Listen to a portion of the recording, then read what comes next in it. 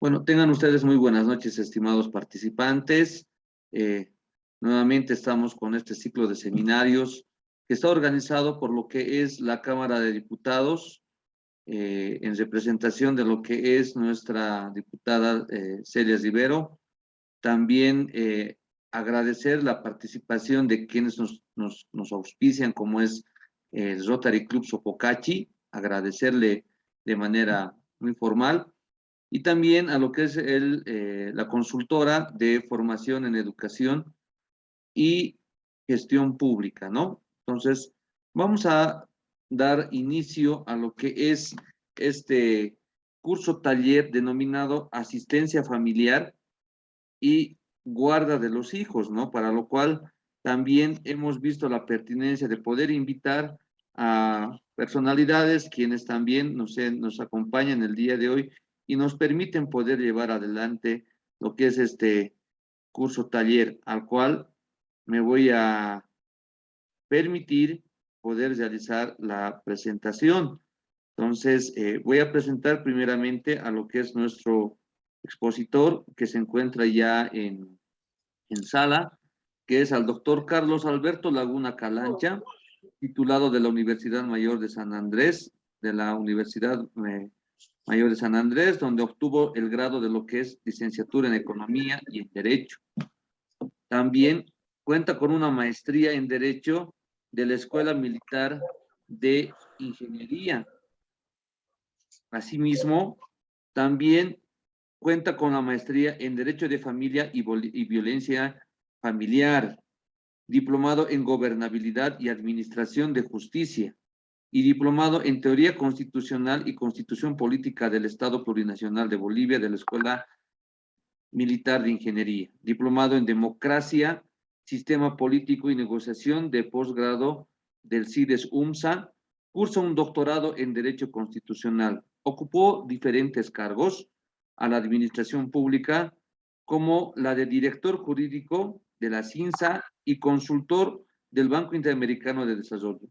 Docente universitario de pregrado y posgrado, fue parte de la Comisión de Revisión del Código de las Familias y del Proceso Familiar a convocatoria del Comité de Autonomía Departamental de la Asamblea Legislativa Plurinacional del 2018. Actualmente delimita su accionar al análisis de los casos en materia familiar y niñez y adolescencia y la investigación en lo que es dicho campo. Quiero permitirme también darle antes de dar inicio, unas palabras, por favor, doctor Carlos, Carlos Laguna, para después también leer un poquito de lo que es el doctor Rodolfo Castro. Doctor, unas palabritas. Muchísimas gracias, querido Iván. Siempre agradecerte a ti, agradecer al Centro de Formación de Educación en Gestión Pública, a la Cámara de Diputados y al Rotary Club por permitir difundir esta clase de temáticas importantes, en este caso el Instituto de la Asistencia Familiar y el Instituto de la Guarda. Hemos introducido el título guarda de los hijos, que en realidad solamente es guarda, pero muchas personas desconocen este instituto y es más fácil denominarlo de esa forma, aunque doctrinalmente solamente se habla de guarda, ¿no? No hablamos ni de custodia ni de tenencia, que el día de mañana seguramente ya voy a dar las explicaciones del por qué. Agradecerte, creo que este espacio nos va a permitir tomar en cuenta ciertos elementos y características de este Instituto de la Asistencia Familiar. Yo siempre manifiesto que el Instituto de la Asistencia Familiar, Iván, tranquilamente nos puede tomar unos 3 módulos de una maestría. Solamente los actos de comunicación en materia familiar dan para abarcar la temática. La libertad de la premiado, por supuesto, es otro tema que nos puede llevar tranquilamente más de 2 horas. Agradecerte y espero que los colegas al terminar la exposición nos hagan las consultas necesarias y las cuales esperemos absolverlas. Gracias, Iván. Muchas gracias, doctor. Asimismo, quiero permitirme presentar al doctor Rodolfo Castro Claros. que también nos va a acompañar el día de hoy y el día de mañana. Él es titulado de la Universidad Mayor Real Pontificia de San Francisco Javier de Chuquisaca, donde obtuvo la licenciatura en Derecho, Ciencias Políticas y Sociales. Cuenta con una maestría en Derecho de Familia y Violencia Familiar de la ESAM, diplomado en Derecho Procesal Civil y Derecho Civil de la Universidad Empresarial Los Andes, diplomado en Derecho de Familia de la Universidad Salesiana de Bolivia, cursa una maestría en Derecho Constitucional. Fue parte de la Comisión de Revisión del Código de las Familias a convocatoria del Comité de Autonomías Departamentales de la Asamblea Legislativa Plurinacional en el 2018 y es invitado especial como experto en materia familiar, niñez y adolescencia en programas como lo que es Que no me pierda, Hora 23, Levántate Bolivia, Tu Top, Claro Oscuro, Postdata, Palenque TV y con el programa Con Todo Respeto y otros. Señalar, queridos participantes, que ambos expositores son autores también de los libros Soluciones y Prácticas Jurisprudenciales en el Proceso y Guarda y Cuidado del Niño, Soluciones Prácticas y Jurisprudenciales en el Proceso de Asistencia Familiar y Soluciones y Prácticas Jurisprudenciales en el Proceso de Asistencia Familiar, el siguiente tomo que ha permitido poder ser guía en este tema que es la asistencia familiar. Sin más que decir, dejo la palestra a su persona, doctor Carlos Laguna, para que podamos dar inicio a lo que es este curso de asistencia familiar y guarda de los hijos. Muchas gracias y le dejo la palestra a usted.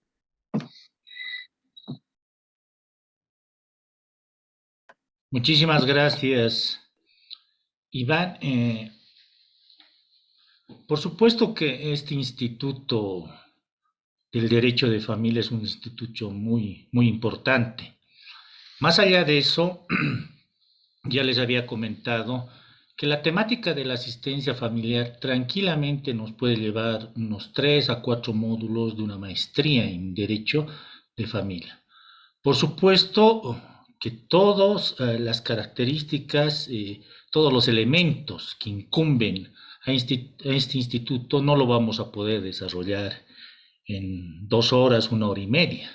Por lo que les invito a los colegas a que aquellos que quieran un poco más explorar este instituto pueden hacerlo a través de nuestra última publicación titulada Soluciones prácticas y jurisprudenciales en el proceso de asistencia familiar, edición 2022, la cual además de tener las soluciones jurisprudenciales, las soluciones prácticas, también incluye soluciones doctrinales. Asimismo, este texto, queridos colegas, ha sido realmente realzado en su desarrollo por el prólogo del profesor José Luis Paredes Oblitas, del cual tenemos un agradecimiento profundo y una admiración profunda porque es un conocedor del derecho. Para iniciar el desarrollo del Instituto de la Asistencia Familiar, primero es necesario hacer algunas aclaraciones sobre el nuevo enfoque que tiene el derecho de familia o el derecho de las familias. Ahí empieza el primer debate en diferenciar derecho de familia o derecho de las familias. Ahí empieza el gran debate que la misma doctrina, generalmente la doctrina argentina, tampoco se ha puesto de acuerdo. El nuevo enfoque del derecho de las familias o el derecho de familia está enmarcado en el aspecto socioafectivo. El derecho de familia ahora va más allá de esas relaciones, de esos vínculos naturales, biológicos o jurídicos, y se quiere acomodar ese aspecto socioafectivo, que el Código de las Familias y del proceso familiar en su artículo 2 nos da ciertas pinceladas al respecto, pero hasta el momento no se ha podido materializar. El gran ejemplo que siempre yo tomo a consideración es lo que sucede, por ejemplo, en la legislación argentina, donde en su momento se da prioridad al vínculo afectivo en una cuestión de filiación que al vínculo parental o al vínculo biológico. Ya se van tocando esa clase de relaciones dentro del moderno derecho de las familias. En Bolivia, lamentablemente, seguimos con la idea de que familia solamente tiene como fuente el vínculo natural o mal llamado biológico o el vínculo jurídico. Tenemos que ir un poquito más, tenemos que ir a ese vínculo afectivo. Y de ahí deviene, ¿no? ¿Quién es realmente el padre? ¿El que permite el desarrollo del niño o el padre biológico? ¿El que está a su lado o el que por ciertas circunstancias está inscrito en el certificado de nacimiento? Ese es el nuevo enfoque del derecho de familia y al cual, por supuesto, nosotros tenemos que aportar, tenemos que materializar, porque el artículo 2 del Código de las Familias establece relaciones afectivas. Claro, que no ha sido materializado todavía. Hay varios ejemplos donde, por supuesto, no consideramos ese vínculo socioafectivo entre dos personas que también incumbe a la familia. Ya pasando en materia, queridos colegas, como les había comentado al principio, la asistencia familiar tiene un montón de temas a desarrollar. Y todos estos están precisamente en nuestro texto, edición 2022. Por supuesto, empezamos con las características, qué son los gastos extraordinarios, quiénes son los beneficiarios, quiénes son los obligados, el proceso en sí de la asistencia familiar. Existen algunas pautas para la fijación de la asistencia familiar, la reducción, el aumento, la cesación de la asistencia familiar, el cobro y pago de la asistencia familiar.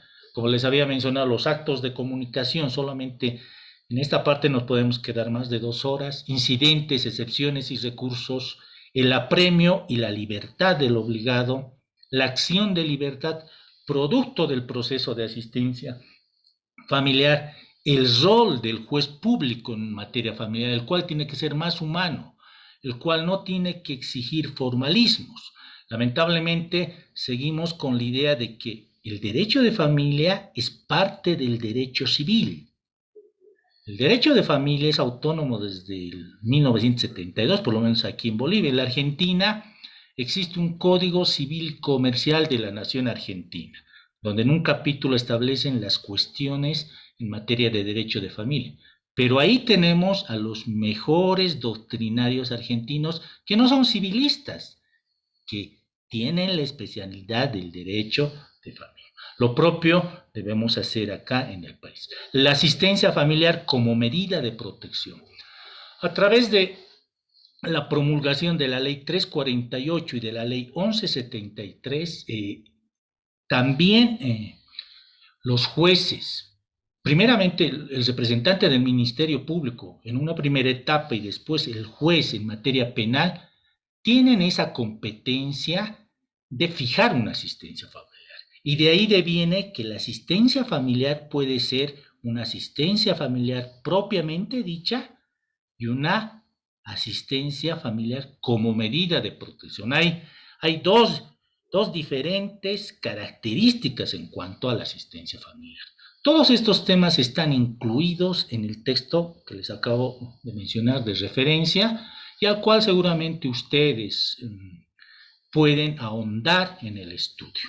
Empecemos con algo básico que nos va a permitir solucionar varios problemas. Tener un concepto claro de en qué consiste la asistencia familiar. El Código de las Familias y del proceso familiar nos da una concepción parcial. Sabemos que cualquier cuerpo normativo no es un instrumento al cual podemos dirigirnos para tener conceptos claros. Por supuesto que eso sabemos. De ahí deviene que debemos hacer referencia a la doctrina. Pero más allá de eso, nosotros hemos definido en qué consiste la asistencia familiar de una forma un poquito más amplia, lo que va a permitir, reitero, solucionar ciertos problemas solamente con el conocimiento pleno de una buena concepción de este instituto de la asistencia familiar. La asistencia familiar se considera un derecho y una obligación. ¿Consistente en qué? En un conjunto de recursos económicos traducidos en dinero o bienes en especie, que se origina en virtud a qué? En virtud a la autoridad parental, en virtud al parentesco, en virtud al matrimonio o unión libre o en virtud al divorcio. La mayoría de la población en general y algunos abogados siguen teniendo en mente que el único beneficiario de la asistencia familiar es el niño. El niño es beneficiario en virtud a la autoridad parental, pero existen otros beneficiados como por ejemplo la cónyuge. Ella genera su beneficio en función del matrimonio, unión libre o divorcio. Las personas adultas mayores, los familiares con discapacidad generan su beneficio en virtud al parentesco. Por lo tanto, dejemos esa concepción antigua de creer que solamente el niño es beneficiario. La asistencia familiar, afortunadamente, tiene este espectro de fuentes de beneficiarios, lo que también nos va a permitir ver quiénes son los obligados, porque cuando precisamente identifiquemos ese vínculo del cual emana la asistencia familiar, vamos a identificar quién es el obligado.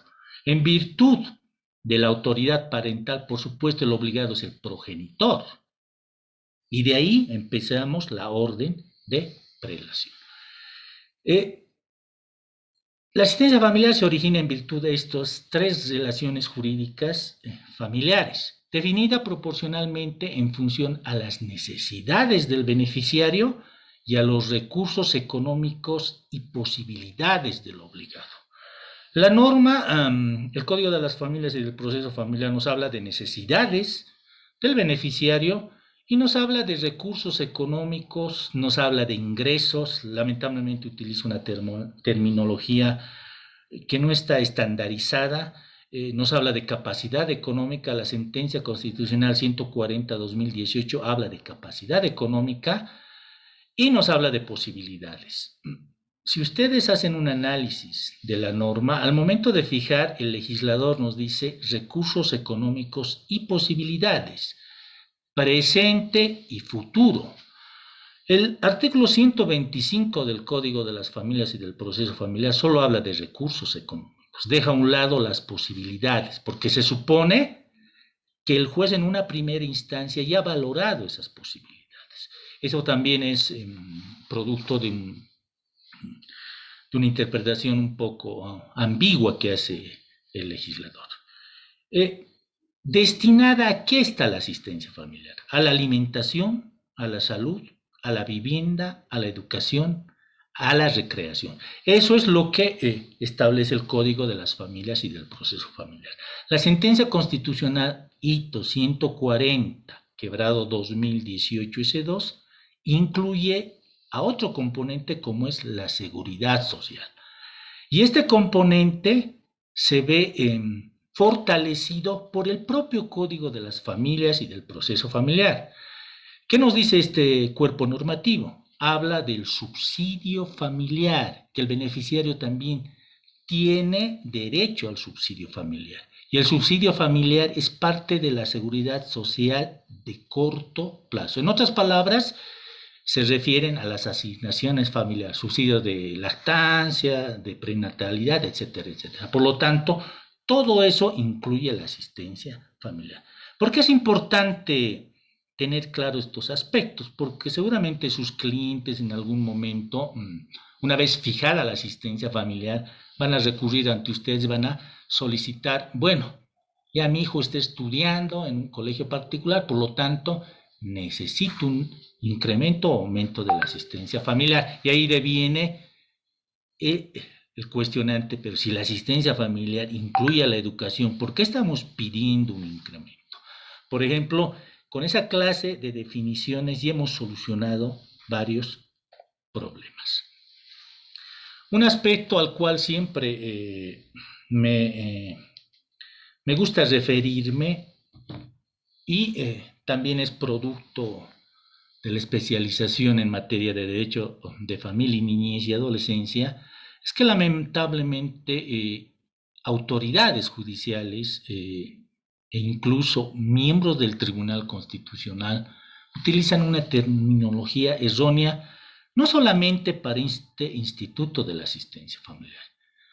¿Quién de ustedes no ha escuchado, por ejemplo, referirse, voy a pedir la tenencia, voy a pedir la custodia de mi hijo? Lo único que se tiene son las cosas. A los hijos se los cuida, se los mantiene. El término tenencia es un término despectivo que solamente se utiliza en la legislación del Perú. La Convención sobre Derechos del Niño establece que lo que los progenitores deben hacer es un cuidado y protección del niño. Existen varias observaciones a la Convención sobre los Derechos del Niño que determinan que la tenencia es un término despectivo, porque reitero, solamente se tienen las cosas. El término adecuado es guarda. Lo propio sucede con asistencia familiar, y varios autores nacionales lamentablemente denominan pensión alimenticia. Es el propio Tribunal Constitucional, queridos colegas, que en la sentencia constitucional 845, quebrado 2019, S2, menciona este término para referirse a la asistencia familiar. Otros denominan alimentos. El destacado profesor boliviano Ramiro Samosorosa nos decía que el proyecto del Código de Familia de 1972, en una primera instancia mencionaba el derecho de alimentos dentro del Código de Familia, lo que afortunadamente al momento de la promulgación ha sido modificado por asistencia familiar, porque esta terminología es la adecuada para toda la cobertura que tiene en realidad estos recursos económicos.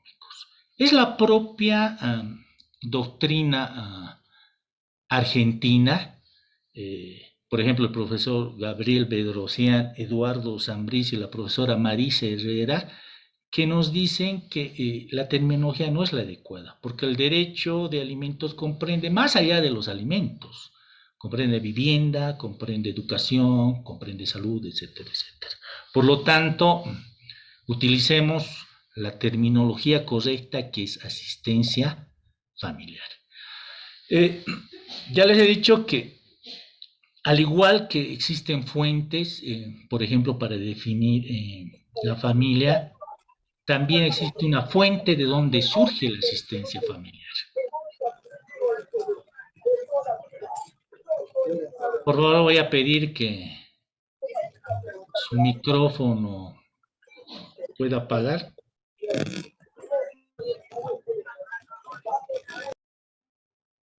Ahora sí. Entonces, la asistencia familiar surge de 3 vínculos jurídicos, los cuales, por supuesto, nos va a permitir sobre todo ver qué componentes pueden surgir a través de estos vínculos.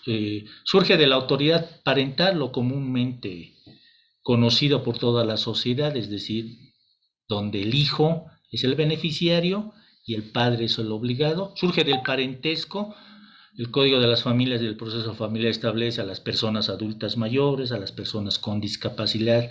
De ahí surge precisamente estos beneficiarios. Surge del matrimonio, la unión libre y el divorcio. El 215 es claro al permitir que la cónyuge o excónyuge, cónyuge todavía, pueda solicitar una asistencia familiar, por supuesto cumpliendo una serie de requisitos.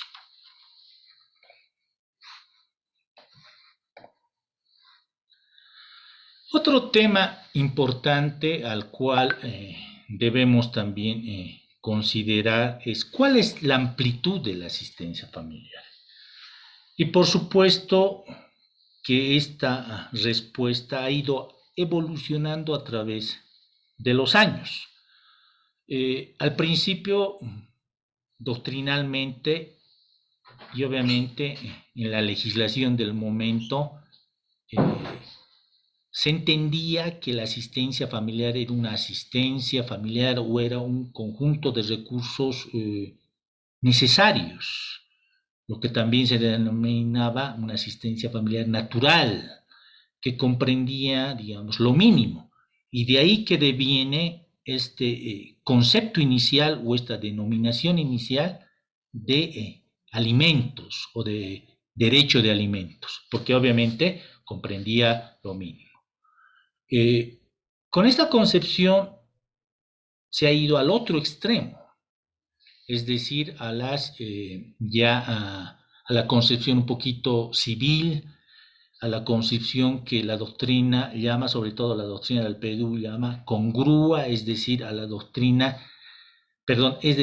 concepción que abarca, digamos, la posición social del beneficiario. O sea, la asistencia familiar debe cubrir el estatus social, la posición social del beneficiario. Aspecto que todavía en la práctica jurídica en algunas ocasiones todavía escuchamos. Afortunadamente, les voy a hacer mención a una sentencia constitucional que establece que el estatus de vida o el nivel de vida no debe influir en la fijación de la asistencia familiar. Con estas dos concepciones, a lo que hemos llegado actualmente es que la asistencia familiar debe efectivizar el desarrollo integral del beneficiario. Esa es la amplitud, el desarrollo integral del beneficiario y garantizar el derecho a una vida digna.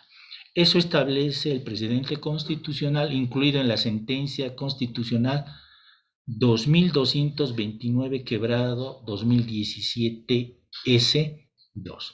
Entonces, de ahí tenemos que empezar a considerar que la asistencia familiar no tiene que ser esa asistencia para la subsistencia, como algunos llaman, ni tampoco esa asistencia que conlleve un nivel de vida o un estándar de vida anterior. Tiene que ser un monto de asistencia familiar efectivizada para el desarrollo integral del niño y garantizarle, por supuesto, una vida digna. ¿Cuáles son las características de la asistencia familiar? Lo cual también nos va a permitir solucionar algunos problemas al respecto. El artículo 110 y el artículo 120 del Código de las Familias y del Proceso Familiar en características suman 4.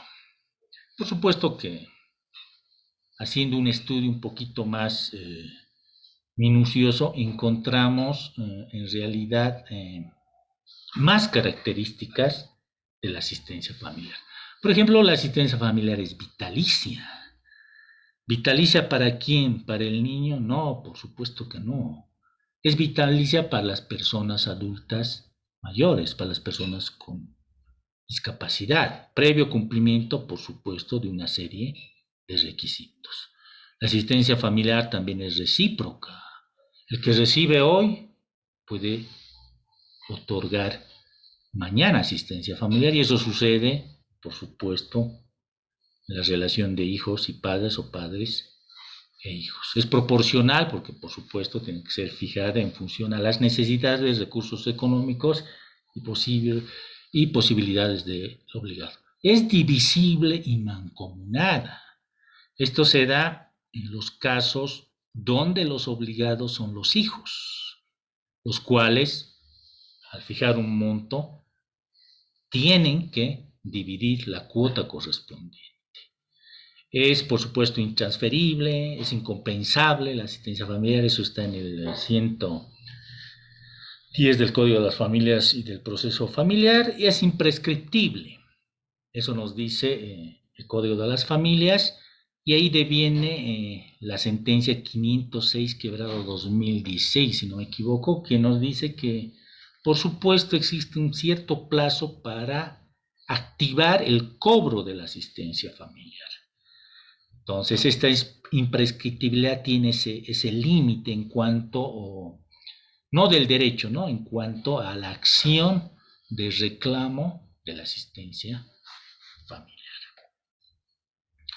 Un tema también importante al cual no hace mucha referencia el Código de las Familias y del proceso familiar son los gastos extraordinarios.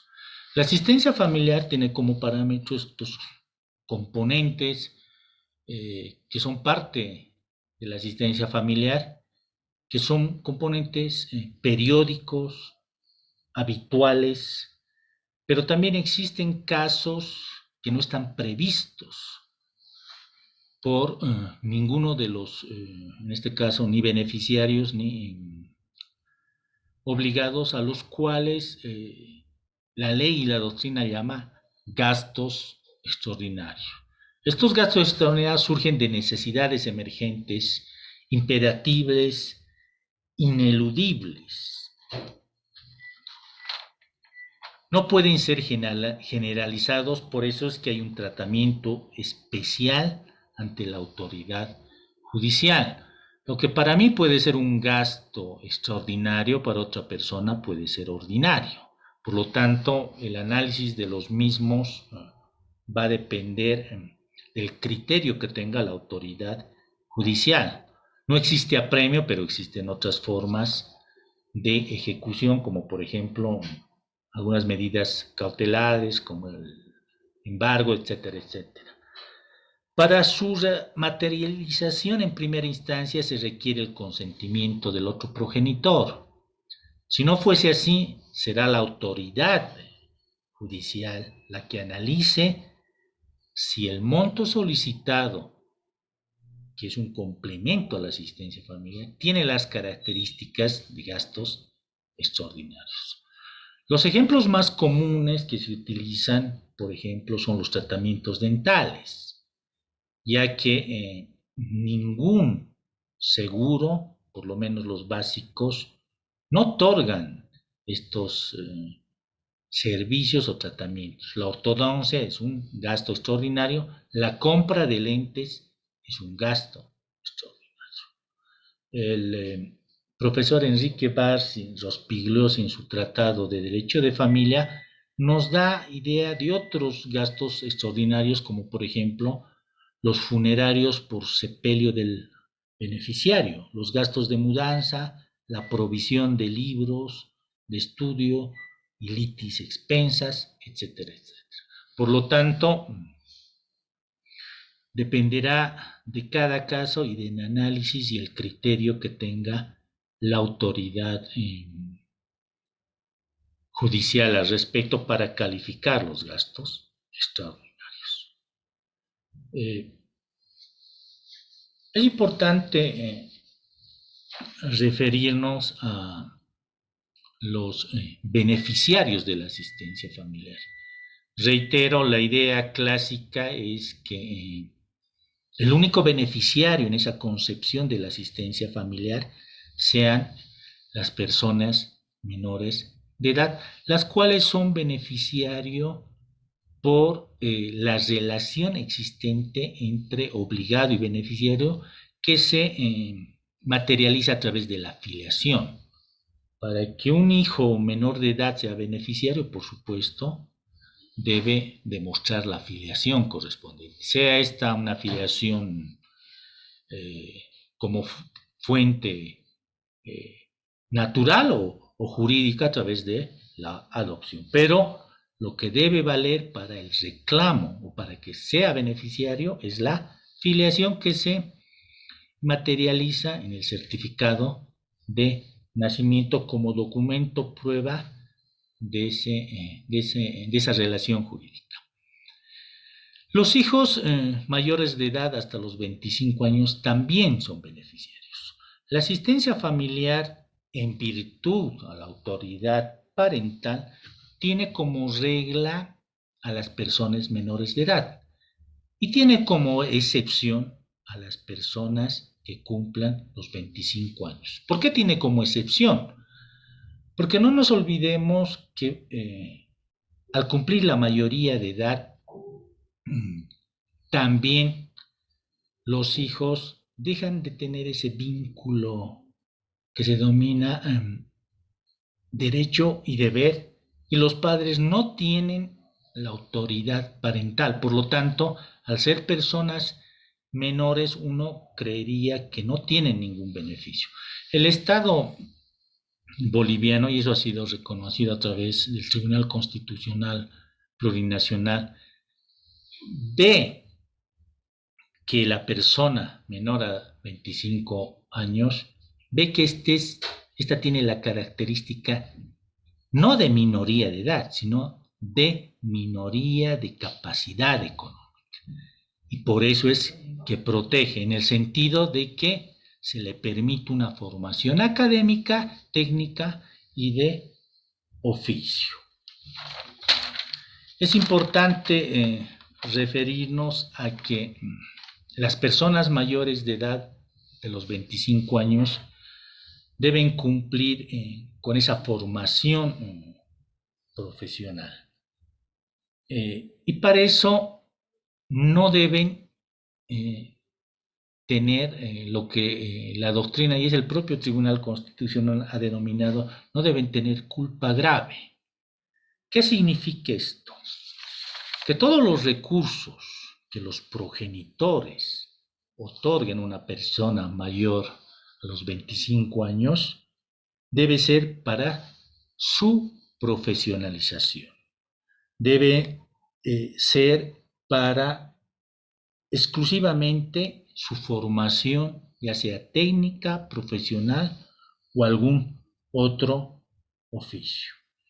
Eso nos dice la sentencia constitucional 845/2019 S12. La dedicación a sus estudios de las personas mayores a 18 años que son beneficiarias de la asistencia familiar debe ser exclusiva. Eso está inserto en la sentencia constitucional 1011/2013. El beneficiario mayor a los 18 años y estudiando debe demostrar un plan de estudios razonable. Eso está establecido en la sentencia constitucional 506/2016 S13. No tiene que tener interrupciones que evidencien resultados que no son satisfactorios. Eso nos dice la exposición de motivos del Código de las Familias y del proceso familiar. Cuando nos dice que deben tener resultados satisfactorios, deviene la pregunta, ¿será que el beneficiario mayor a los 18 años y estudiando tiene que ser el mejor estudiante? Para responder a este cuestionante, hemos hecho uso de la doctrina peruana. La doctrina peruana nos dice que no importa la calificación de la persona mayor de edad que esté estudiando, si ésta aprueba plenamente, en este caso el semestre o sus estudios anuales. ¿Qué nos dice la doctrina peruana? Se debe evidenciar la intención de continuar sus estudios hasta la finalización. Este tema de los beneficiarios mayores a los 18 años también tiene que ser analizado caso por caso por la autoridad judicial, por supuesto considerando estos elementos que son vinculantes porque han sido insertos en precedentes constitucionales a través de las sentencias constitucionales del Tribunal, valga la redundancia, del Tribunal Constitucional. ¿Qué características deben tener los terceros, los beneficiarios familiares con discapacidad? Este beneficiario surge en virtud del parentesco. Los familiares con discapacidad deben demostrar primero esa discapacidad, para lo cual certificarán la misma a través del Ministerio de Salud. Pero más allá de eso, existe el criterio unificado de que para obtener una asistencia familiar, más allá de tener la característica de discapacidad, se debe demostrar que esa discapacidad no le permite generar ingresos. Por lo tanto, el primer condicionante es la certificación de la discapacidad. Una vez cumplido con ese requisito, se deberá demostrar si esa discapacidad no le permite generar recursos propios. Y de ahí deviene recién el beneficio de la asistencia familiar. Las personas o los familiares adultos mayores, como cuarto grupo de beneficiarios, también tienen que cumplir ciertas características. La Ley General de Personas Adultas Mayores determina que una persona es adulta mayor a partir de los 60 años. Ese es el primer requisito que debiese cumplir un beneficiario adulto mayor. Una vez cumplido ese beneficio, también se debe demostrar que esa persona adulta mayor no tenga recursos económicos o no pueda generar los recursos económicos. La mujer embarazada, por supuesto, deviene este beneficiario en virtud de la autoridad parental, porque la asistencia familiar está destinada a la protección del concebido. Por lo tanto, la mujer embarazada obtendrá la asistencia familiar con la plena presentación de algunas ecografías, análisis, etcétera, etcétera. El cónyuge también es otro grupo beneficiario que surge en virtud del vínculo matrimonial o de unión libre o de divorcio. El Código de las Familias del proceso familiar denomina cónyuge, no denomina excónyuge. Por lo tanto, estamos ante la idea de que todavía existe ese vínculo conyugal jurídico al respecto, ¿no? Por supuesto que debe cumplir con ciertas condiciones. La primera es no contar con recursos económicos para solicitar el beneficio de la asistencia familiar. Y el segundo condicionante es estar en una situación de salud grave o muy grave. Eso nos establece el 215 del Código de las Familias y del proceso familiar. Y de ahí deviene también el cuestionamiento. ¿Qué entendemos por situación grave o muy grave? Para obtener una respuesta hay que revisar la literatura médica. Tenemos como ejemplos, por ejemplo, de situaciones de salud grave, muy graves, el lupus, la esclerosis múltiple, etcétera, etcétera. Esos son los condicionamientos que debería cumplir un beneficiario cónyuge. Ya pasando a las formas de exigencia, el Código de las Familias y del proceso familiar ha clasificado los procesos en tres: ordinario, extraordinario y de resolución inmediata. Entre extraordinario y ordinario la diferencia es en el conflicto, en la controversia que se genera en ambos tipos de procesos. Resolución inmediata está más relacionada a procesos, se podría llamar voluntarios, donde no existe la controversia al respecto. Por lo tanto, estas son las vías judiciales para exigir la asistencia familiar. Y de ahí deviene otro cuestionante que ya ha sido respondido el año 2012-2013 con un precedente constitucional de una sentencia constitucional que más adelante les voy a aclarar, o mi colega les voy a aclarar, que deviene desde cuándo debe contabilizarse o debe realizarse la liquidación de la asistencia familiar en un acuerdo transaccional. Lamentablemente el legislador ha dejado este vacío y seguimos utilizando los precedentes constitucionales, reitero, desde el 2012, en un acuerdo transaccional de divorcio, el cual ha sido firmado en una instancia de conciliación.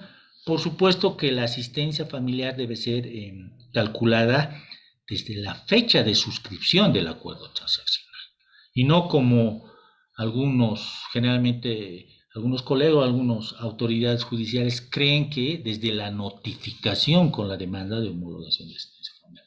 Un gran error al respecto que, reitero, ya el año 2012 ha sido solucionado por el Tribunal Constitucional Plurinacional.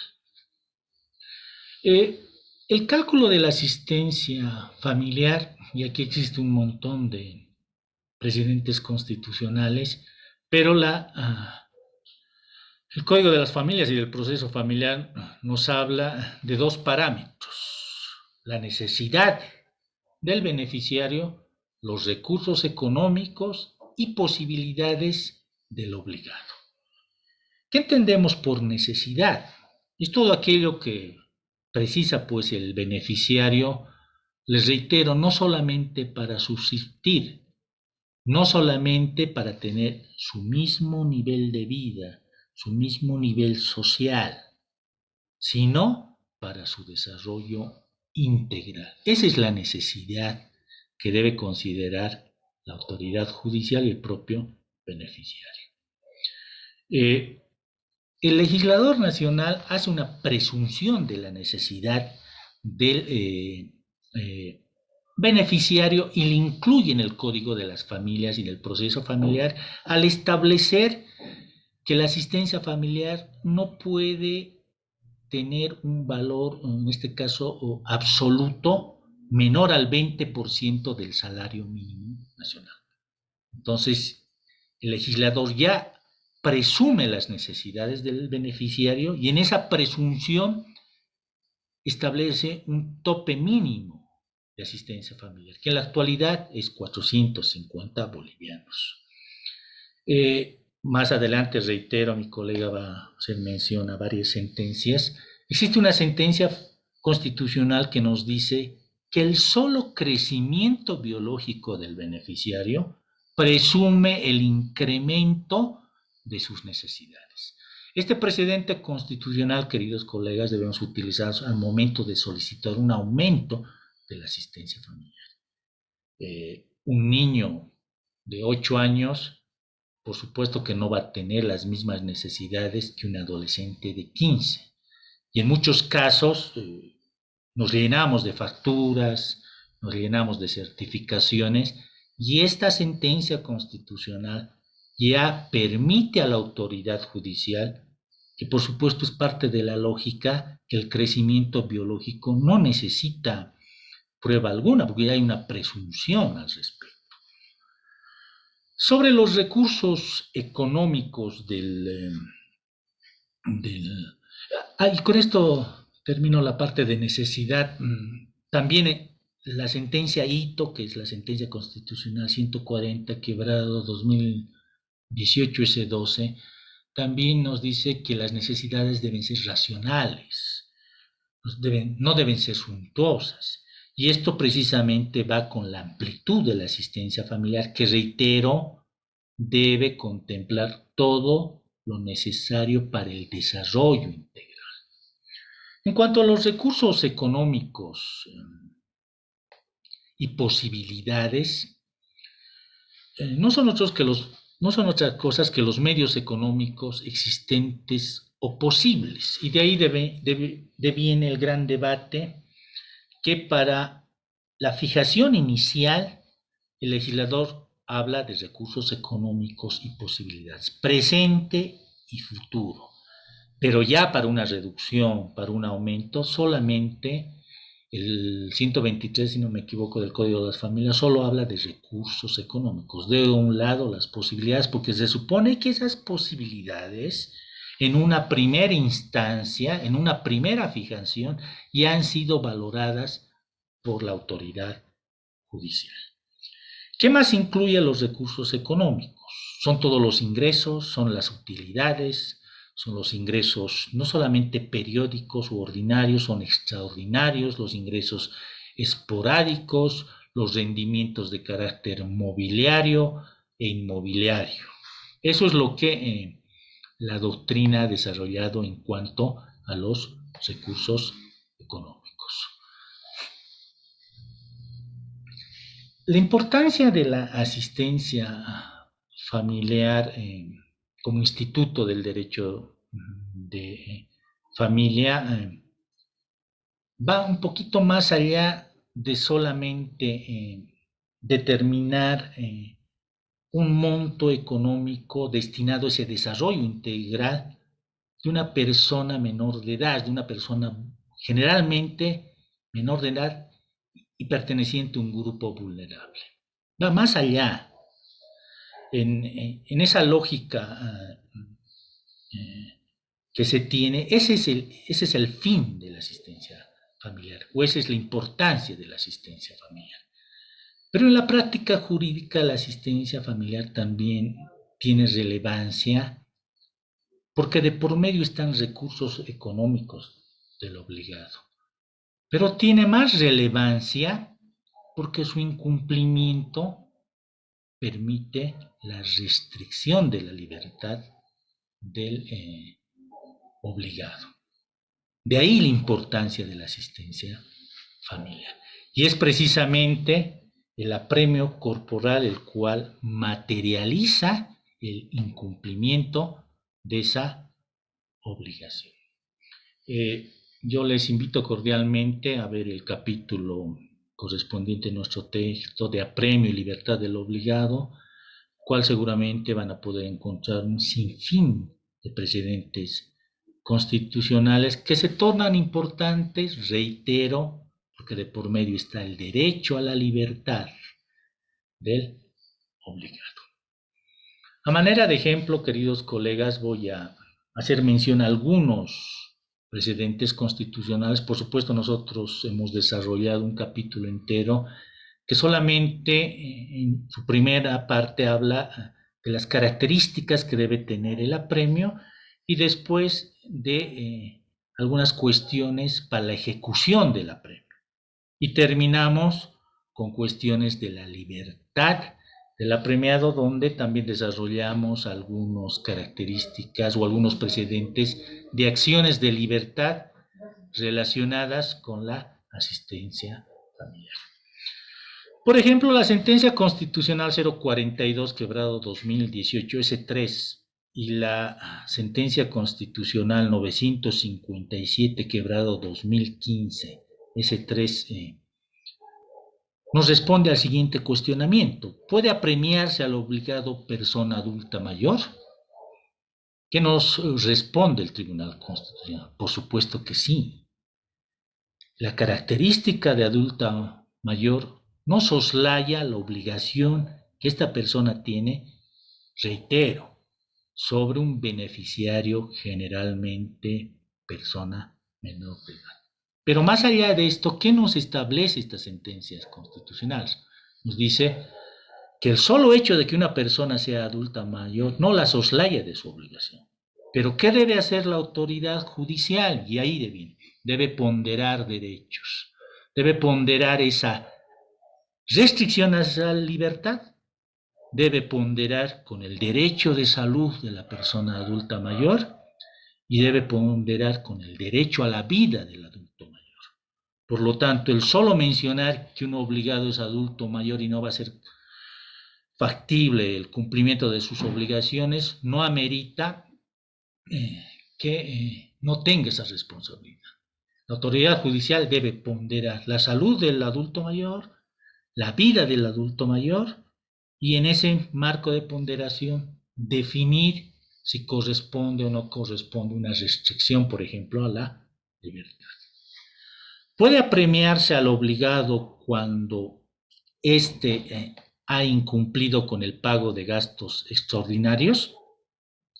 La sentencia constitucional 974 quebrado 2017 S2 nos dice que no puede apremiarse aquel obligado cuya autoridad judicial le ha conminado al pago de gastos extraordinarios. Por ejemplo, que cumpla con el pago de un tratamiento de ortodoncia, de unos lentes. No se le puede apremiar al obligado. Y de ahí viene otra pregunta, entonces, ¿cómo hacemos cumplir esos gastos extraordinarios? Una forma es con ciertas medidas cautelares, como por ejemplo el embargo, retención de fondos, etcétera, etcétera. Pero apremiarlo, no. Puede apremiarse nuevamente a un obligado que estuvo 6 meses apremiado y no cumplió su obligación. El año 2006, con la sentencia constitucional 177/2006 ya se ha dado respuesta a esto. Y es otro vacío y otro error del legislador nacional a no incluir el procedimiento dentro del Código de las Familias y del proceso familiar. La ley de abolición corporal, que creo que en algunos casos sigue teniendo vigencia, también aporta y nos da respuesta a este dilema. No puede apremiarse a un obligado que cumple los 6 meses y existe otra emisión de mandamiento de libertad que en realidad no debería emitirse. Debe darse un plazo de 6 meses al obligado. Una vez que haya cumplido los 6 de apremiado, debe darse un plazo de 6 meses de libertad para que genere esos ingresos. Y eso es lo que establece esta sentencia constitucional, que ha sido, por supuesto, validada ya en la nueva concepción del Código de las Familias y del proceso familiar a través de la sentencia 272/2021 S3. ¿Cuál es la vigencia de un mandamiento de apremio cuando éste incluya allanamiento de domicilio? Antes de la emisión de la sentencia constitucional 828/2018 S2, cuando un mandamiento de apremio tenía facultades de allanamiento, tengo entendido que tenía 72 o 92 horas, tomando en cuenta el parámetro en materia penal. Eso es lo que establecía el Tribunal Constitucional y se ha modulado con esta sentencia, con la 828/2018 S2. De hecho, el mandamiento de apremio tiene validez indefinida, eso lo sabemos, eso está en el propio Código de las Familias. Pero cuando tiene allanamiento, ¿será que es indefinido? ¿Será que tiene 96 horas? Y con esta sentencia, el Tribunal Constitucional nos dice, no, debemos hacer caso a lo que el legislador en materia familiar ha dispuesto. Por lo tanto, tenga facultades de allanamiento o no tenga facultades de allanamiento el mandamiento de apremio, este tiene vigencia indefinida. Eso es lo que manifiesta esta sentencia constitucional. ¿Puede ejecutarse un mandamiento de apremio por cualquier autoridad sin importar su jurisdicción? Es decir, sin orden instruida. ¿Puede ejecutar un mandamiento librado en la ciudad de La Paz cuando el obligado está en Santa Cruz? Por supuesto que sí, directamente sin orden instruida. Eso nos dice la sentencia constitucional 287/2021 S3. Entonces, queridos colegas, hay un sinfín de precedentes constitucionales, los cuales hemos desarrollado en el texto. Voy a ceder la palabra a mi colega, el doctor Rodolfo Castro, el cual les va a explicar con detalle algunas algunos precedentes constitucionales que son de aplicación obligatoria. En el texto tenemos más de 130 precedentes constitucionales aplicables solamente en materia de asistencia familiar. Les reitero, solamente los actos de comunicación nos puede llevar varias horas. Hay otra sentencia, no me acuerdo en este momento, seguramente mi colega les va a ampliar, que por ejemplo determina que una vez puesto en conocimiento la liquidación de la asistencia familiar devengada al obligado en domicilio procesal, su aprobación, su autorización de mandamiento de apremio debe ser notificado en Secretaría de Despacho. Y por supuesto, aspecto que en la práctica jurídica no se cumple. Entonces, más adelante vamos a estar prestos a absolver algunas dudas que seguramente la mayoría de ustedes tienen sobre la práctica jurídica, algún caso en particular. Por supuesto, estamos prestos a absolver las dudas. Voy a ceder la palabra a mi colega, doctor Rodolfo Castro, el cual les va a explicar en detalle estos ejemplos más importantes de precedentes constitucionales. Buenas noches. ¿Se me escucha? Sí, se te escucha, Rodolfo. Sí, doctor. Aquí le habla Iván Molina. ¿Se escucha? Se escucha, Doc. Muchas gracias. Previamente agradecer pues a Iván por la invitación al Rotary Club y a la Cámara de Diputados. De la misma forma lo ha hecho mi colega Laguna. Y no, pues prestos a darles a conocer algunas sentencias constitucionales, ¿no? Porque hay bastantes sentencias constitucionales. Solamente hasta el año 2019 hemos podido obtener 130 precedentes constitucionales que están insertos en nuestro libro de soluciones prácticas, y este año hemos podido encontrar bastantes más sentencias constitucionales, como hemos manifestado. Entre ellas tenemos, y voy a pasar a desarrollar algunas de forma puntual, porque como ha dicho, dar lectura a cada una de las sentencias sería quedarnos prácticamente bastantes horas. Pero siendo el fin de este taller, vamos a tratar de hacer comprender, tratar de hacer la exposición más práctico posible, y también pedir que apaguen por favor su micrófono para que puedan escuchar a las demás personas. Gracias.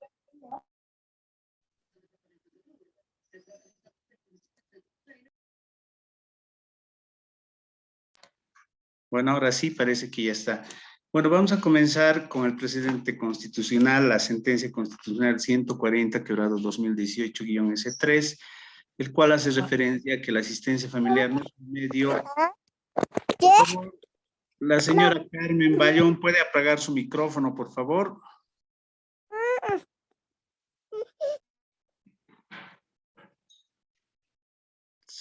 Doctor Iván, por favor, si puede apagar su micrófono. Sí, ya está, ya está. Bueno, gracias. Como decía, la sentencia constitucional plurinacional 140/2018, la cual hace referencia a que la asistencia familiar no es un medio para solicitar sumas elevadas o mayores a la que corresponde cubrir. A ese respecto debemos tomar en cuenta que la misma sentencia 140/2018 nos hace referencia a que el juez público en materia familiar, antes de fijar la asistencia familiar, debe tomar en cuenta dos parámetros muy importantes, como lo ha referido anteriormente mi colega, el cual también está establecido en el artículo 116 del Código de las Familias y del Proceso familiar.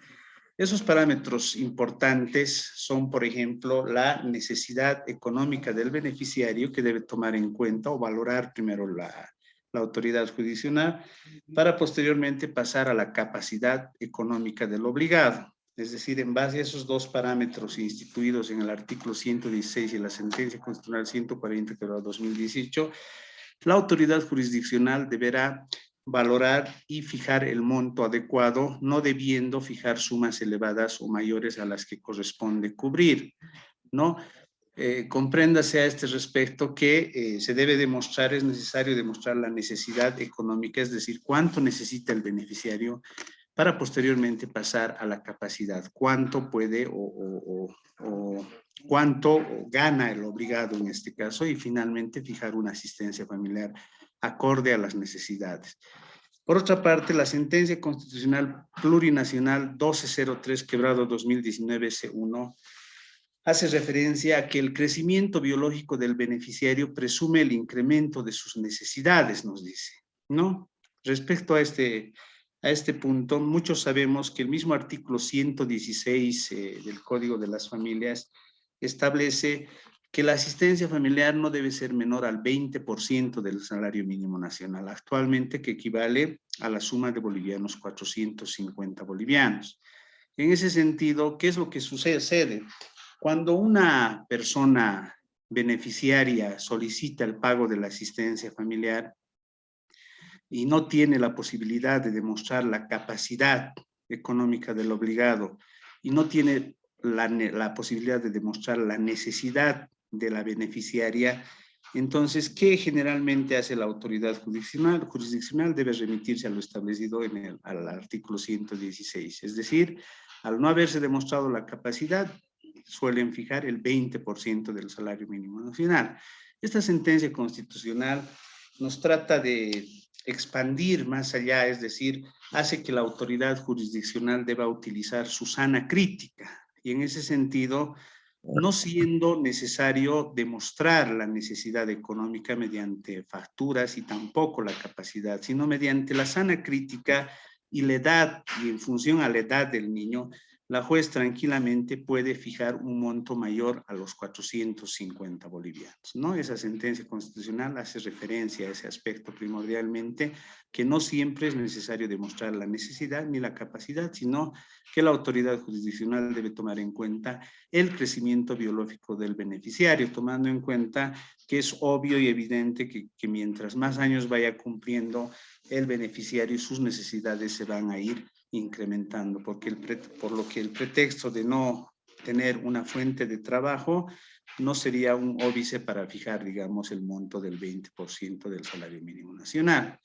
Por otro lado, la sentencia constitucional plurinacional 572, quebrado 2015, la sentencia constitucional 19-22, quebrado 2014, y la sentencia constitucional plurinacional 0886, quebrado 2012, hacen referencia a que desde cuándo corre la asistencia familiar en un acuerdo transaccional. Muchos nos preguntamos, ¿desde cuándo corre la asistencia familiar? El procedimiento familiar establece que la asistencia familiar, el artículo 112, si no me equivoco, establece que la asistencia familiar corre a partir de la notificación con la demanda, cuando es un proceso en sí de asistencia familiar.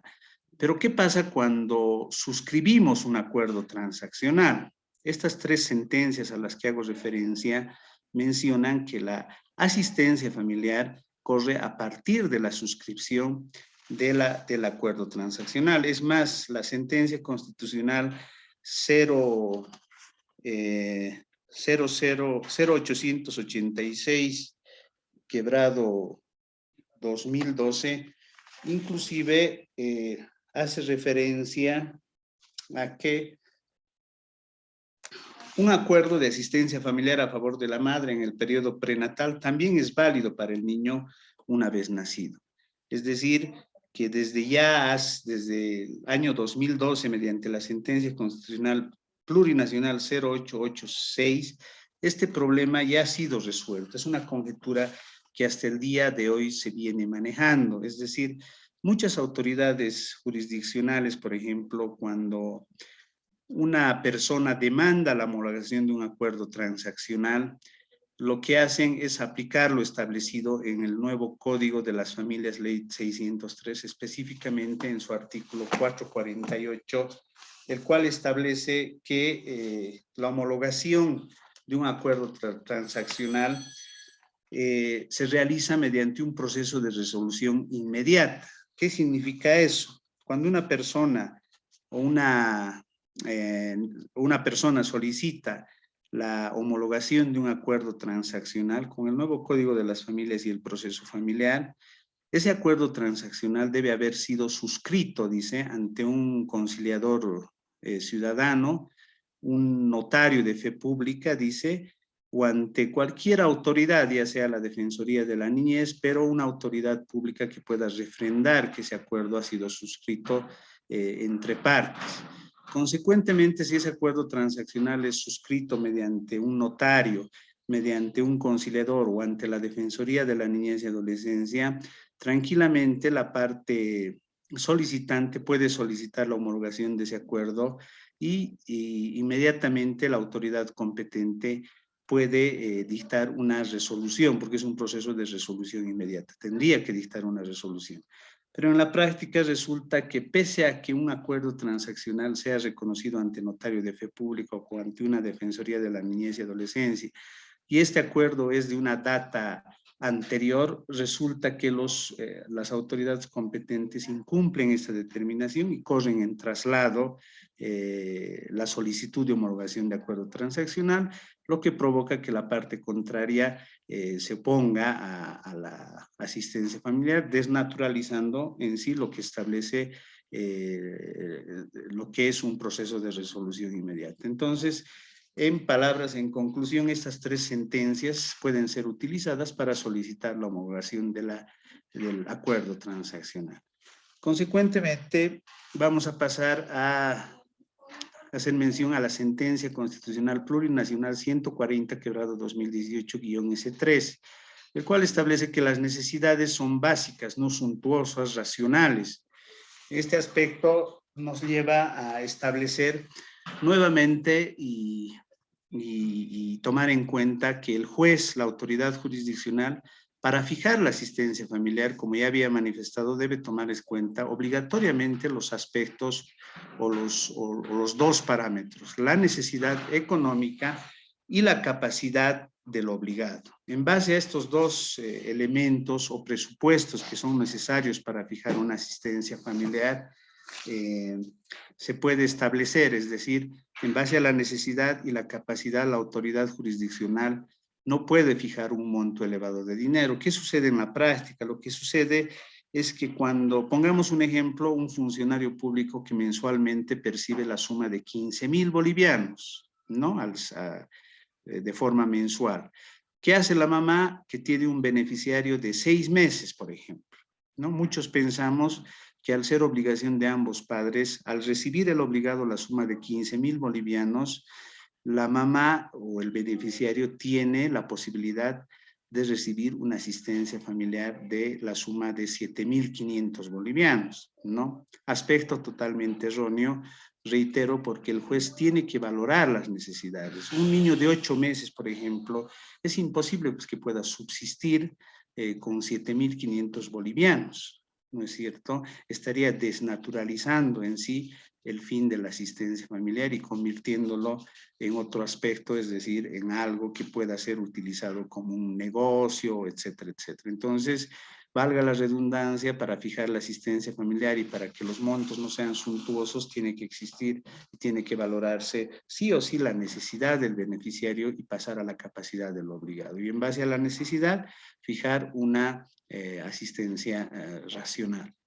Por su parte, la sentencia constitucional plurinacional 10-11/2013, así también la sentencia constitucional plurinacional 0506/2016, S3, y la sentencia constitucional 0845/2019, S2, se refiere a los beneficiarios mayores a 18 años.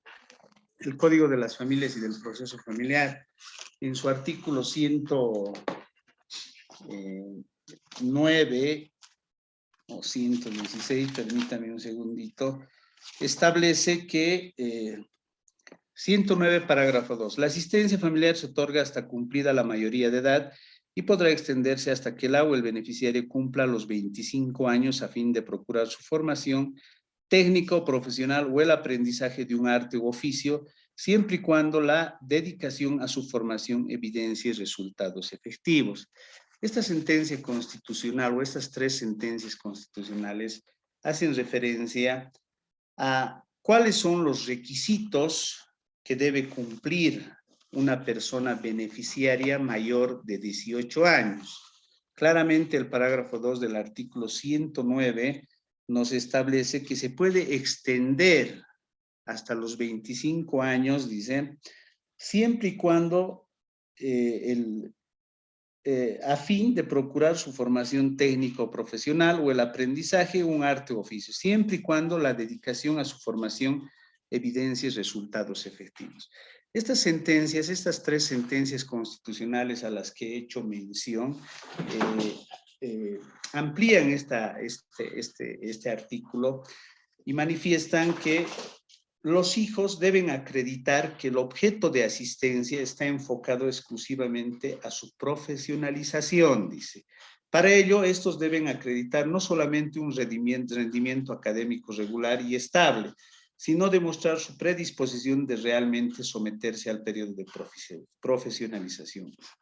B, considerando que la interpretación constitucional dice, el hijo debe demostrar a efectos de obtener la asistencia por parte de sus progenitores un plan de estudios razonable en términos temporales y de uso de recursos económicos, manifiesta. Esos dos requisitos deben ser esencialmente cumplidos para aquellos beneficiarios que hayan cumplido los 18 años de edad y quieran continuar recibiendo la asistencia familiar, ¿no? Dos requisitos que he mencionado, precisamente porque la asistencia familiar a partir de los 18 años hasta los 25 años está dirigida específicamente para su profesionalización.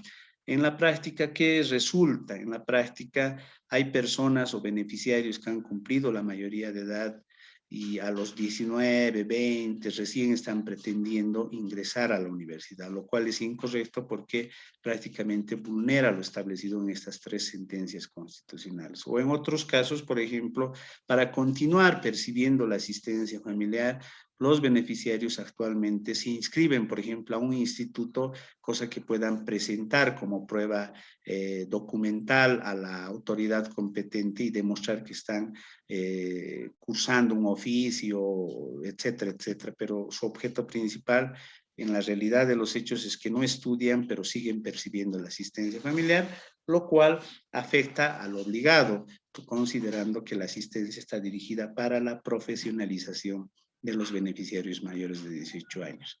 También la sentencia constitucional plurinacional 0553, quebrado 2014, nos hace referencia a que no es necesaria la resolución de guarda para solicitar la asistencia familiar. Este precedente constitucional es muy importante en la actualidad, tomando en cuenta que existe en la práctica, en la realidad de los hechos, existen varios parientes colaterales, abuelos, tíos, primos que se encuentran bajo el cuidado físico de menores de edad. Y por ende, y considerando que la asistencia familiar es irrenunciable como una de sus características, es de inmediato suministro, tomando en cuenta el interés superior de los niños, la sentencia constitucional plurinacional, haciendo un análisis en base al interés superior del niño, expresa textualmente que una persona que se encuentre solamente bajo el cuidado físico de un niño puede solicitar, sin ningún formalismo, la demanda de asistencia familiar, ¿no? Adjuntando obviamente los mismos requisitos como ser el certificado de nacimiento, demostrar la necesidad y la capacidad económica del obligado. Obviamente hay que tomar en cuenta que al mismo tiempo se hace imprescindible, ¿no es cierto?, al mismo tiempo presentar la demanda de guarda seguramente al juzgado de la niñez y adolescencia a efectos de acreditar que se está prosiguiendo con el trámite correspondiente. Entonces, con esa sentencia, un abogado litigante tranquilamente puede usar esta sentencia y demandar la asistencia familiar sin necesidad de tener una resolución judicial de guarda. Ahora bien, vamos a pasar a revisar la sentencia constitucional plurinacional 0394 quebrado 2018 S4, el cual hace referencia a que las autoridades judiciales deben flexibilizar los requisitos legales. En muchos casos, bueno, anteriormente, antes de la promulgación, más anteriormente de este nuevo Código de las Familias y del Proceso Familiar, pese a que la asistencia familiar, conforme lo establece el parágrafo 6 del artículo 415, es de inmediato suministro, las autoridades jurisdiccionales se tomaban la molestia de observar una serie de requisitos ¿no? Establecidos en el artículo 259, ¿no? El cual hace referencia a cómo se debe presentar la demanda. Por ejemplo, si un certificado de nacimiento no tenía el sello de Estado plurinacional, entonces pues, rechazaban la demanda, ¿no es cierto? Entonces, con esta sentencia constitucional, velando el interés superior de los niños y considerando que la asistencia es de inmediato suministro y se paga de forma mensual, las autoridades judiciales en todo momento deben flexibilizar los requisitos legales para poder establecer, no debiendo las autoridades solicitar aspectos que no sean necesarios o imprescindibles para llegar al fin, que es fijar una asistencia familiar. Por su parte, vamos a hacer mención a la sentencia constitucional plurinacional 106/2019-S3, el cual expresa que el estándar de vida no influye en la fijación de la asistencia familiar. Sobre este punto, haciendo un análisis jurisprudencial e interpretativo, en muchos casos hay personas que dentro del matrimonio conyugal, por ejemplo, inscribían a sus hijos a un colegio particular, donde mensualmente pagaban la suma de 2.000 bolivianos y les daban una vida pues holgada y cómoda, considerando que estos se encontraban, ¿cómo se llama?, cursando sus estudios en una unidad particular, aparte que al estar casados el padre realizaba gastos cómodos de inclusive inscribir a institutos, etcétera, etcétera. Pero luego de la desvinculación matrimonial, resulta que las comodidades ya lastimosamente se vienen acortando. Es en ese sentido que muchas autoridades han determinado o han fijado asistencia familiar tomando en cuenta el estándar de vida, lo cual es incorrecto, ¿no? Lo cual es incorrecto, es decir, siempre se debe tomar en cuenta lo establecido en la sentencia constitucional 140/2014 y se debe fijar la asistencia en base a la necesidad y a la capacidad económica, no siendo evidente que el estándar de vida deba influir en una fijación de asistencia familiar para sumar montos elevados en favor del beneficiario. Por su parte, la sentencia constitucional 0023/2017-S3, que establece que el privado de libertad no tiene iguales posibilidades económicas. Al respecto, esta sentencia constitucional hace ver que un privado de libertad, obviamente, al no poder generar sus recursos económicos, porque precisamente está privado de libertad, no tiene iguales posibilidades económicas para poder suministrar la asistencia familiar. Obviamente, al ser la asistencia un derecho irrenunciable, tendrá nomás que el privado, digamos, cumplir con sus obligaciones conforme lo establece el artículo 116, es decir, el 20% del salario mínimo nacional. Por otra parte, la sentencia constitucional plurinacional 0042/2018-S3 y la sentencia constitucional plurinacional 0957/2015-S3 expresa que puede apremiarse al obligado persona adulta mayor. Sobre este particular debemos tomar en cuenta dos aspectos muy importantes y hacer una ponderación de derechos. En este caso, el beneficiario, que es un niño, es una persona vulnerable ante la sociedad y que tiene necesidades, aparte que prima el interés superior del niño. Por otra parte, el obligado, la persona adulta mayor, también se considera ante la sociedad una persona adulta mayor, precisamente porque ha sobrepasado los 60 años y no tiene las mismas condiciones como las demás personas. En ese entendido, esta sentencia constitucional hace referencia que la autoridad jurisdiccional al momento de emitir el mandamiento de apremio debe tomar en cuenta la salud y la capacidad económica del adulto mayor. Es decir, si existe la posibilidad de que el adulto mayor o si existe la posibilidad de cobrar la asistencia familiar a un adulto mayor de un modo alternativo al mandamiento de apremio, pues la autoridad jurisdiccional podrá optar por esta decisión, siempre velando la salud del beneficiario. Por su parte, la sentencia constitucional plurinacional 974/2017-S2, el cual expresa que puede apremiarse al obligado cuando ha incumplido con el suministro de mudas de ropa y tarros de leche. Esta sentencia constitucional Bueno, este tema es actualmente muy debatido y muy complejo, considerando que anteriormente, antes de la promulgación, bueno, hasta la actualidad, muchas defensorías de la niñez y muchos colegas abogados, por ejemplo, aparte de fijar un monto en dinero de asistencia familiar, fijan en especie, o sea, lo toman como una especie, un modo alternativo, que son las mudas de ropa, tarros de leche y en otras ocasiones pañales, queriendo más o menos compensar, digamos, el monto en dinero, lo cual es totalmente es incorrecto, considerando que el artículo 109 del Código de las Familias y del Proceso Familiar, referido al contenido y extensión de la asistencia familiar, establece claramente que la asistencia familiar es un derecho y una obligación de las familias y comprende los recursos que garantizan lo indispensable para la alimentación,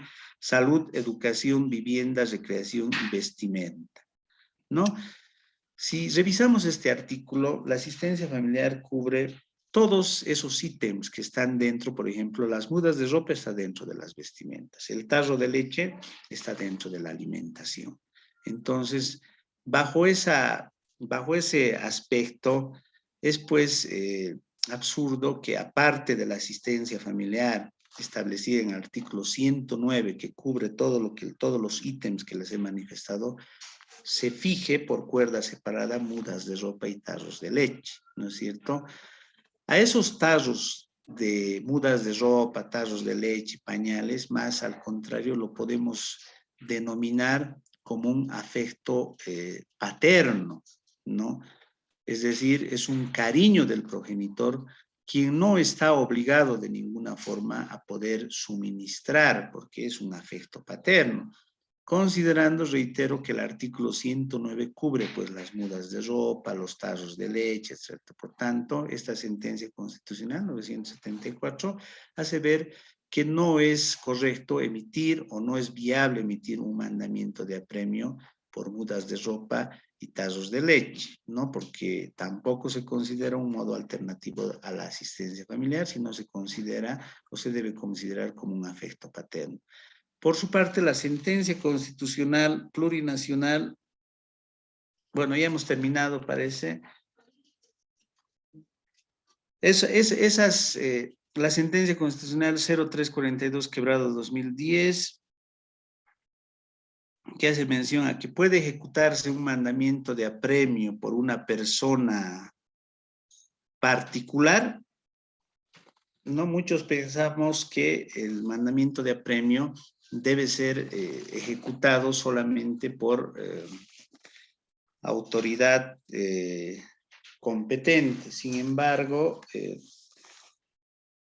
permítame, la asistencia familiar, conforme esta sentencia constitucional y conforme lo establece el artículo 415 del Código de las Familias, que hace referencia a que, permítame, el artículo 415 del Código de las Familias, que hace referencia a que el mandamiento de apremio puede ser ejecutado, dice, por cualquier autoridad manifiesta.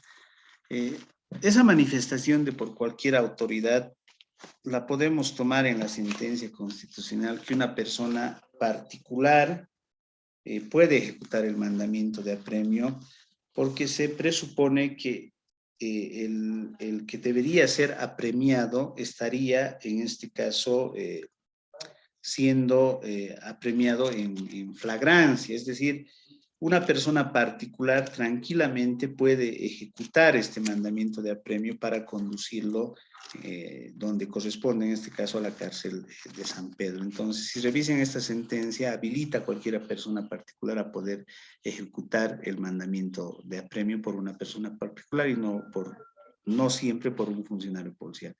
Bueno, estimados colegas, estas son unas de las muchas sentencias constitucionales que visto pertinente detallar y como les había manifestado mi colega, en nuestro en nuestra tercera edición del libro Soluciones Prácticas y Jurisprudenciales en el Proceso de Asistencia Familiar, van a poder encontrar y absolver sus dudas con muchas sentencias constitucionales sobre el Instituto de la Asistencia Familiar. Gracias.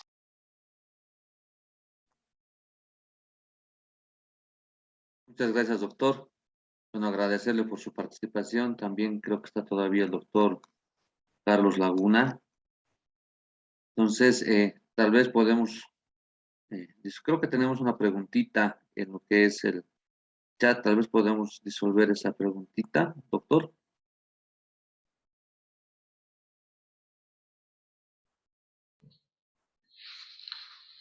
Claro que sí, estimado doctor. Patricia Gamarra nos pregunta, ¿el gasto extraordinario será para ayudar a pagar el alquiler? Precisamente de ahí deviene el análisis que debe hacerse en cuanto a los componentes de la asistencia familiar. Un componente de la asistencia familiar es la vivienda. Por lo tanto, al estar inmerso la vivienda, el pago de alquiler, por supuesto, que no calificaría como un gasto extraordinario. También es importante manifestar a los colegas y tal vez a la población en general que estos aspectos son unos aspectos estrictamente legales.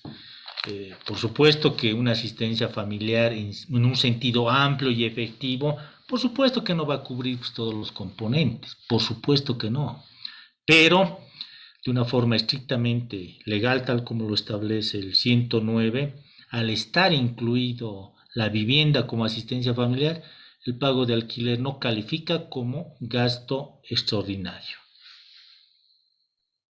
Gracias, doctor. Tenemos otra preguntita de Lenny Arias. Sí, Indica que después de los 25 años se niega totalmente la asistencia familiar. La asistencia familiar en este caso deviene en virtud de la autoridad parental y deviene de una forma eh,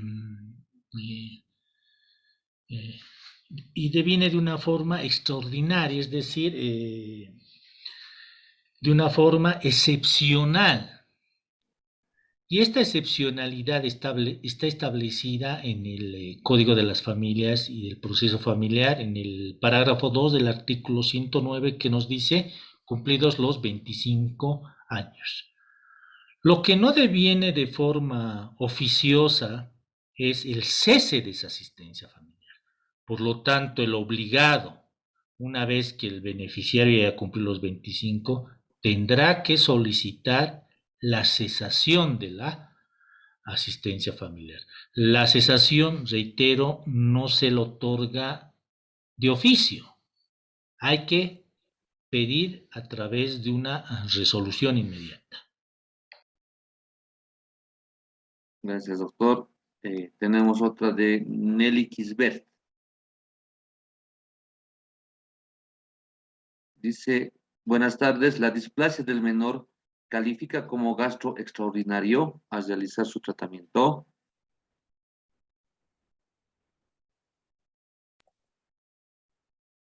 Buenas noches.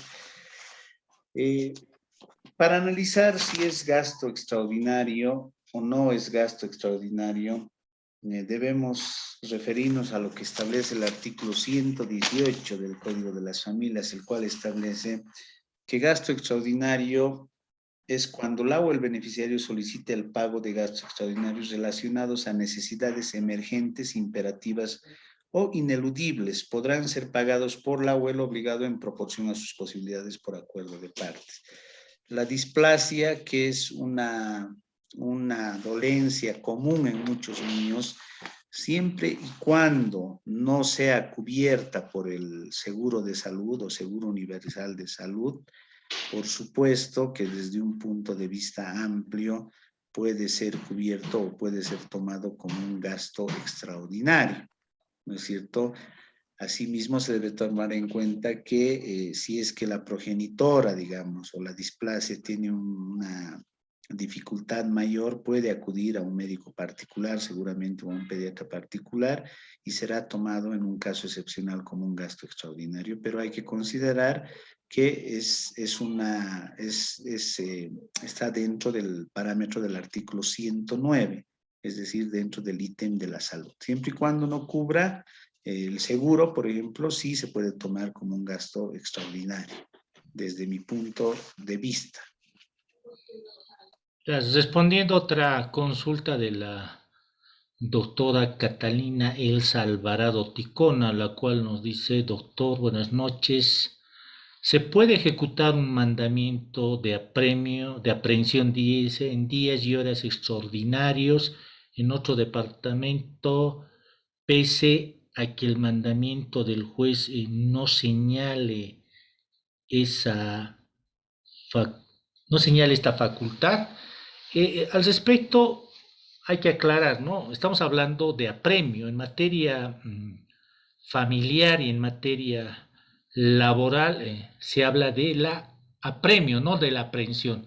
Apremio y aprehensión son cosas totalmente distintas. La aprehensión es una medida cautelar establecida para la remisión del sujeto ante autoridad correspondiente cuando éste no ha cumplido una cierta hora, mientras que el apremio es para el cumplimiento de cuestiones estrictamente económicas. Esa es la diferencia. Y por supuesto que sí se puede ejecutar un mandamiento de aprehensión.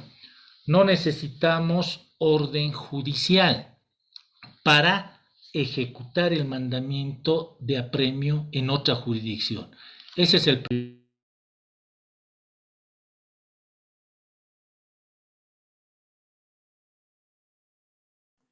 Tenemos una preguntita. Indican, por favor, ¿puedes recalcar el número de la sentencia constitucional de prescripción de la acción para el cobro de asistencia familiar? Sí, enseguida va a recalcar mi colega. Bueno, voy a dar lectura a esta otra consulta. Buenas noches, doctoras. Doctores, la disminución de asistencia familiar se puede realizar si ya tuvo apremio y deudas pendientes de la asistencia familiar. Respondiendo a esta pregunta, he manifestado ampliamente que se debe considerar el artículo 116, que habla de los parámetros de la asistencia familiar, el cual se refiere a la necesidad y capacidad económica en relación a la sentencia constitucional 140, quebrado 2018, que establece que la autoridad jurisdiccional tiene la obligación de tomar en cuenta estos dos parámetros, la necesidad y capacidad. En el presente caso, si es que el obligado ha sido apremiado y tiene deudas pendientes, si es que no cuenta con una fuente laboral estable que pueda demostrar la parte beneficiaria, entonces tranquilamente se puede solicitar, obviamente argumentando y apoyándose en estos dos aspectos de apremio y deudas, y solicitar la disminución de la asistencia familiar al mínimo, que es 450 bolivianos. Parece que ya no hay otras consultas, doctor. Buenas noches. Sí, se me ha cortado para la doctora que nos preguntaba sobre la validez del mandamiento de apremio. Se puede ejecutar en otra jurisdicción y es lo que les había explicado a través de la sentencia constitucional 287-2011 S3. Esa nos da la idea, o sea, nos explica que sí se puede ejecutar un mandamiento en otra jurisdicción. Sobre los días y horas extraordinarias, a la colega le recomiendo leer la sentencia 296, quebrado 2017, S1, que nos dice que la frase entre paréntesis días y horas hábiles en un mandamiento de apremio nos dice es una limitación para ejercer la facultad de allanamiento, mas no para la ejecución en general. Por supuesto que esto nos permite la ejecución en días inhábiles y también en horas extraordinarias, considerando este aspecto de que no se permita solamente el allanamiento. Dando respuesta a otra consulta Buenas noches. Una pregunta. Una vez que el juez de la resolución de la audiencia, ¿es necesario hacer el depósito vía bancario o podría ser que pueda darle en forma presencial y la interesada me lo firme algún recibo? Presumo que es una vez que se dicte sentencia y se fije asistencia. Respecto a este punto, la asistencia familiar puede ser pagada mediante, en La Paz, les hablo en el distrito de La Paz, mediante depósitos judiciales. Asimismo, el artículo 117 en su parágrafo cuarto establece que con el fin de garantizar el cumplimiento de la asistencia familiar se reconoce el uso de las tecnologías de información y comunicación que proporcionen las entidades financieras para la realización del depósito a cargo del obligado. Es decir, la asistencia familiar, a partir de la promulgación del Código de las Familias, Ley 603, puede ser depositada tranquilamente a una entidad bancaria solicitada por el obligado, que el beneficiario o su representante puede hacer, o guardador puede hacer conocer a la autoridad jurisdiccional. Obviamente, no es algo garantizado que sea entregado mediante recibos, ¿no es cierto? Es mejor hacer un depósito bancario. Otra consulta de la doctora Mariana Isurza Cruz. En caso que la guarda se quede un niño con la madre y el otro niño con el padre, ¿cómo se define la asistencia familiar o ya no existe? Al respecto, y precisamente el día de mañana vamos a explicar con mayor detalle el Instituto de la Guarda, pero adelantándonos al respecto, es bueno recordar que existen en la doctrina y en la práctica jurídica cuatro tipos de guarda. Una es la guarda exclusiva, que todo el mundo conoce, la guarda compartida, es decir, ambos progenitores se hacen cargo del cuidado, y existe, para responder a la doctora Isurza, la guarda partida. ¿Qué significa? Que un progenitor se quede con un hijo y el otro progenitor se quede con el otro. Ante ese hecho viene la pregunta: ¿existirá obligación de cada uno de los progenitores a otorgar asistencia familiar? Por supuesto que sí, porque la asistencia familiar es irrenunciable. ¿Y de qué dependerá? Va a depender de la situación en la que viva cada uno de los progenitores. Imagínense que un progenitor esté a cargo de un niño de de un adolescente de 15 años y el otro esté a cargo de un niño de 4 años. ¿Quién necesitará más recursos económicos? Por supuesto que el adolescente. Por lo tanto, de ahí deviene que la asistencia familiar en estos casos de guarda partida, por supuesto, se aplica también todos los parámetros establecidos en el Código de las Familias y del proceso familiar. Creo que estamos con todo eso. Bueno, no hay más preguntas, creo, estimado doctor Carlos Laguna, doctor Rodolfo Castro. Y creo que el día de mañana tenemos nuevamente un nuevo día para poder también dilucidar lo que es el tema de la guarda, que va a ser un tema muy importante. Agradecer a todos los participantes y ante todo agradecer a nuestros expositores, doctor Carlos Laguna, doctor Rodolfo Castro.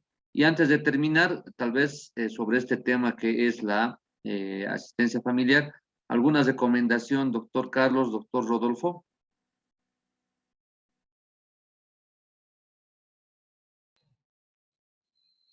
Sí, gracias. Y van a agradecer a todos los colegas que han participado en este conversatorio. Bueno, el día de mañana vamos a ver otro instituto muy importante donde el gran protagonista en este caso es el niño, porque se trata de su cuidado y protección. Vamos a revisar algunas sentencias, sobre todo de la Corte Interamericana de Derechos Humanos, que también son aplicables, por supuesto, en la jurisdicción ordinaria, y vamos a tocar aspectos como, por ejemplo, tener claro en qué consiste el derecho, el principio y la norma de procedimiento del interés superior del niño. Al paraguas del interés superior del niño, todas las autoridades resuelven todo y nada. y no consideran qué es el interés superior del niño. No hacen una evaluación y menos determinan y llegan a una conclusión de en qué consiste el interés superior del niño. Por lo tanto, quedan cordialmente invitados, queridos colegas. Reitero, lamentablemente por cuestiones de tiempo no nos podemos alargar mucho más, pero les vuelvo a reiterar que existe el material suficiente en nuestro texto de soluciones prácticas y jurisprudenciales en el proceso de asistencia familiar, y lo propio para el tema del día de mañana, porque también tenemos el texto soluciones prácticas y jurisprudenciales en el proceso de guarda. Por lo tanto, aquellos colegas que quieran desarrollar ampliamente esta temática, modestia aparte, junto a mi colega, les recomiendo que consulten nuestros textos y bueno, agradecerles por las preguntas y la paciencia. Muchas gracias a todos ustedes. Muchas gracias, doctor. Doctor Rodolfo, por favor, unas recomendaciones sobre el tema del día de hoy. Sí, gracias, querido Iván. No solamente, estimados colegas, por la breve exposición que hemos podido realizar, han debido darse cuenta que el Instituto de la Asistencia Familiar es un tema muy amplio que hemos tratado de profundizar y explorar en todo este tiempo, no solamente revisando el Código de las Familias ni solo la normativa nacional, sino también la jurisprudencia nacional y también la internacional, por lo que se habrán dado cuenta que no es tan sencillo el Instituto de la Asistencia Familiar. Hay muchas sentencias constitucionales que seguramente les va a interesar conocer. Hay muchas sentencias constitucionales que han absuelto los vacíos legales que existen en el Código de las Familias y del proceso familiar, que es necesario que como abogados tengan que revisar, tomando en cuenta que la asistencia familiar o el derecho de familia, en este caso la asistencia, se trata de proteger los derechos de las personas más vulnerables, en este caso que son los niños, por lo que les invitamos pues a poder revisar nuestro texto, estimados colegas, y también agradecer a Iván y a la Cámara de Diputados y a las otras instituciones que han formado parte para organizar este curso. Entonces, hasta el día de mañana seguramente nos vamos a volver a reencontrar para hablar sobre el Instituto de la Guarda, estimado Iván. Muchas gracias a todos por escuchar. Muchas gracias a cada uno de ustedes. Gracias, doctor. Y bueno, les agradecemos a cada uno de ustedes de poder participar nuevamente en este ciclo de seminarios. Agradecer a la Cámara de Diputados, a Rotary Club Sopocachi y a la consultora de capacitación en lo que es educación y gestión pública. Muchas gracias. El día de mañana estamos también nuevamente con guarda. Están cordialmente invitados. Y cualquier consulta, por favor, estamos en el chat, inbox, vamos a estar contestando. También el tema de los libros, vamos a consultar a nuestros expositores, nos puedan coadyuvar el tema de lo que es la forma de adquisición y el costo, y no hay ningún problema. Muchas gracias y que tengan muy buena noche. Gracias, hasta luego. Hasta luego, doctor. Hasta luego, doctor. Hasta luego, doctor. Muchas gracias. Gracias. Hasta luego, doctor. Muchísimas gracias. Hasta luego, doctor. Muchas gracias. Hasta luego, doctor. Muchas gracias. Hasta luego, doctor. Muchas gracias.